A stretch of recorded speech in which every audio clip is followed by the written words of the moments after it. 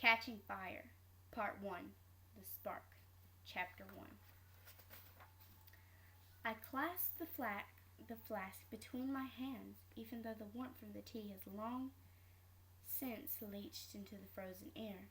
My muscles are clenched tight against the cold. If a pack of wild dogs were to appear at this moment, the odds of scaling a tree before they attacked are not in my favor. I should get up, move around, and work the stiffness from my limbs.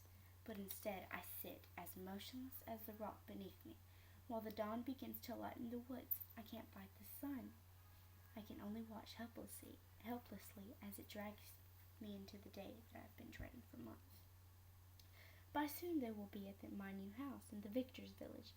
The reporters, the camera crews, even Effie Trinket, my old escort, will have made their way to District 12 from the capital. I wonder if Effie will still be wearing that silly pink wig, or if she'll be sporting some other unnatural color, especially for the victory tour. There will be others waiting, too. The staff to cater my every need on the long train trip. A prep team to beautify me for public appearances. My stylist and friend, Zena, who designed the gorgeous outfits that first made the audience take notice of me in the Hunger Games. If it were up to me, I would try to forget the Hunger Games entirely, never speak of them, pretend they were nothing but a bad dream. But the victory tour makes that impossible. Strategically placed almost midway between the annual games, it is the capital's way of keeping the horror fresh and immediate. Not only are we in the districts forced to remember the iron grip of the capital's power each year, we are forced to celebrate it. And this year I am one of the stars to the show. I will have to travel from district to district to stand before the cheering crowds who secretly loathe me, to look down into the faces of the families whose children I have killed. The sun persists in rising, so I make myself stand. All my joints complain, and my left leg has been asleep for so long that it takes several minutes of pacing to bring the feeling back into it. I've been in the woods 3 hours, but as I've made no real attempt at hunting, I have nothing to show for it. It doesn't matter for my mother and little sister Prim anymore. They can afford to buy butcher meat in town, although none of us likes it better than fresh game. But my best friend, Gil Hawthorne, and his family will be depending on today's haul, and I can't let them down. I start the hour-and-a-half trek it will take to cover our snare line. Back when we were in school, we had time in the afternoons to check the line and hunt and gather, and still get back into trade in town. But now that Gail was gone to work in the coal mines, I have nothing to do all day. I've taken over the job. By this time, Gail will have clocked in at the mines, taken the stomach-churning elevator down to the depths of the earth, and be pounding away at coal seam. I know what it's like down there. Every year in school, as part of our training, my class had to tour the mines. Well, I was little. It was just unpleasant. The claustrophobic tunnels, foul air, suffocating darkness on all sides. But after my father and several other miners were killed in an explosion, I could barely force myself onto the elevator. The annual trip became an enormous source of anxiety. Twice I made myself so sick in anticipation of it that my mother kept me home because she thought I had contracted the flu. I think of Gale, who's only really alive in the woods, with its fresh air and sunlight and clean, flowing water. I don't know how he stands it. Well, yes, I do. He stands it because it's the way to feed his mother and 2 younger brothers and sister. And here I am with buckets of money, far more than enough to feed both of our families now, and he won't take a single coin. It's even hard for him to let me bring in meat, although he'd surely have kept my mother and Prim supplied if I'd been killed in the games.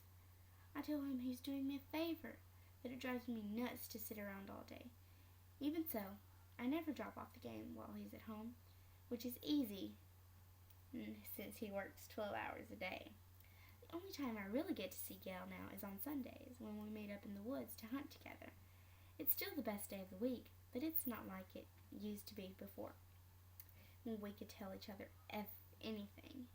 The games have spoiled even that. I keep hoping that as time passes, we'll regain the ease between us, but part of me knows it's futile. there's no going back. I get a good haul from the traps. 8 rabbits, 2 squirrels, and a beaver that swam into a wire contraption, Gale decided himself. He's something of a whiz with snares, rigging them to bent saplings so they pull the kill out of the reach of predators, balancing logs on delicate stick triggers, weaving inescapable baskets to capture fish. As I go along, I carefully resetting each snare. I know I can never quite replicate his eye for balance. His instinct for where the prey will cross the path. It's more than experience. It's a natural gift. Like the way I can shoot an animal in almost complete darkness and still take it down with one arrow. By the time I make it back to the fence that surrounds District 12, the sun is well up. As well, I listen a moment, but there's no telltale hum of electric current running through the chain link. There hardly ever is, even though the thing is supposed to be charged full time.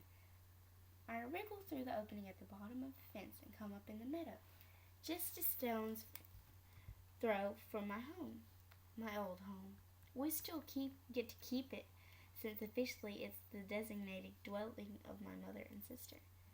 If I should drop dead right now, they would have to return a new house in the Victor's village, and I'm the only one who uses this squat little place where I was raised. To me, it's my real home.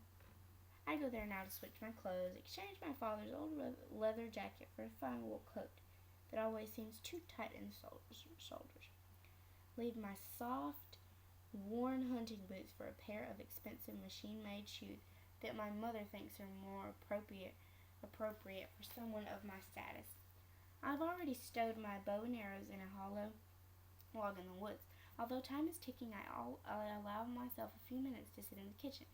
It has abandoned quality with no fire or on the hearth, no cloth on the table. I'm more my old life here. We barely scraped by, but I knew where I fit in.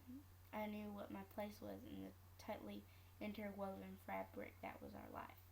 I wish I could go back to it because in retrospective, it seems so secure compared with now, when I'm so rich and so famous and so hated by the authorities in the capital. A wailing at the back door demands my attention. I open it to find Buttercup, Prim's old, scruffy tomcat. He dislikes the new house almost as much as I do, and I always leaves it when my sister is at school. We've never been particularly fond of each other, but now we have this new bond, I guess you could say. I let him in, feed him a chunk of beaver fat, and even rub him between the ears for a bit. "You're hideous, you know that, right?" I ask him. Buttercup nudges my hand for more petting, but we have to go. "Come on, you." I scoop him up with one hand, grab my game bag with the other, and haul them both onto the street. The cat springs free and disappears under a bush. The shoes pinch my toes as I crunch along the cinder street. Cutting down alleys and through backyards gets me to Gale's house in minutes. His mother, Hazel, sees me through the window where she's bent over the kitchen sink. She dries her hands on her apron and disappears to meet me at the door. I like Hazel, respect her. That explosion that killed my father took out her husband as well. Less than a week after she gave birth, she was out hunting the streets for work. The mines weren't an option, what with a baby to look after, but she managed to get laundry for some of the merchants in town. That was part 1 of chapter 1, The Hunger Games. Catching Fire, part 1, The Spark, chapter 1. I clasp the flask between my hands, even though the warmth from the tea has long since leached into the frozen air. My muscles are clenched tight against the cold.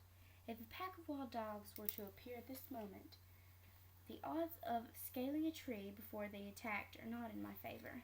I should get up, move around, and work the stiffness from my limbs. But instead I sit as motionless as the rock beneath me, while the dawn begins to lighten the woods. I can't fight the sun. I can only watch helplessly as it drags me into the day that I've been dreading for months. By soon they will be at my new house in the Victor's village. The reporters, the camera crews, even every trinket my old escort, will have made their way to District 12 from the capital. I wonder if Effie will still be wearing that silly pink wig, or if she'll be sporting